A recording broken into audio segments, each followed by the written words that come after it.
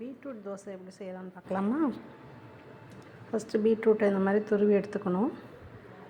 கழுவிட்டு இந்த மாதிரி துருவி எடுத்துக்கணும். அப்புறம் கடாயில் கொஞ்சம் எண்ணெய் ஊற்றிட்டு இந்த பீட்ரூட்டை போட்டு வதக்கணும். கொஞ்சம் பச்சை வாடை போகிற வரைக்கும் வதக்கணும்.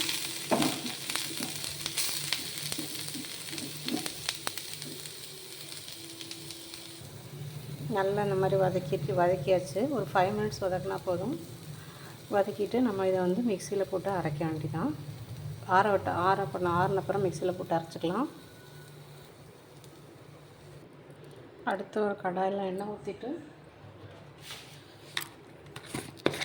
எண்ணெய் காஞ்ச அப்புறம் கடுகு உளுத்த பருப்பு போட்டுக்கலாம்.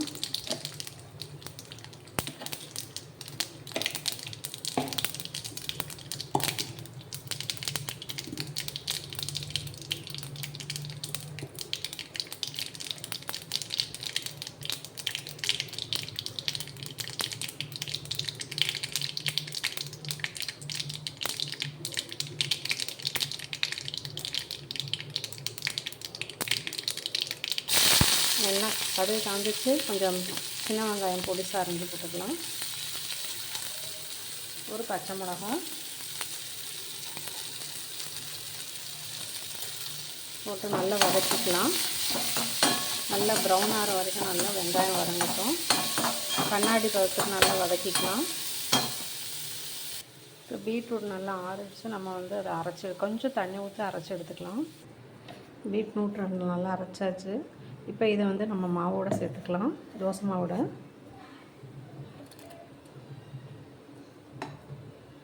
சேர்த்து நல்லா கலக்கிக்கலாம். இப்போ தாளித்து வச்சதை நல்லா கலக்கியாச்சு பாருங்கள். சூப்பராக கலக்கியாச்சு பீட்ரூட் தோசைக்கு.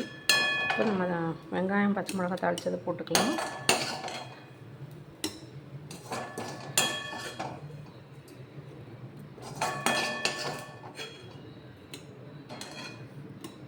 அவ்வளோதான், பீட்ரூட் தோசை மாவு ரெடி ஆயிடுச்சு. இப்போ நம்ம தோசையை விட்டுடலாம். பீட்ரூட் வந்து சேர்க்குறது நம்ம வந்து சில சமயம் பொரியல் மாதிரி சேர்ப்போம். அந்த மாதிரி சேர்க்காமல் இப்படி சேர்த்து சாப்பிட்டா அது தோசை விட்டால் தெரியாது, நல்லாயிருக்கும். இதுக்கு வந்து தேங்காய் சட்னி ரொம்ப சூப்பராக இருக்கும்.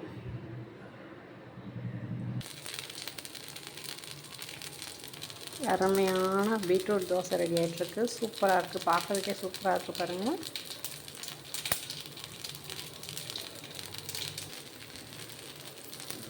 எப்போதும் பீட்ரூட் பொரியல் அந்த மாதிரி செய்கிறதுக்கு இது ஒரு டிஃப்ரெண்ட்டாக நம்ம ட்ரை பண்ணி கொடுக்கலாம். குழந்தைங்க விரும்பி சாப்பிடுவாங்க. இது பீட்ரூட் வந்து நம்ம இதில் தோசை மாவில் அரைச்சி மிக்ஸ் பண்ணுறதுனால ஒன்றும் தெரியாது. அது நல்லதும், ரொம்ப நல்லதும் கூட ஹெல்த்துக்கு. அதனால் பீட்ரூட் இந்த மாதிரி ட்ரை பண்ணி பாருங்கள்.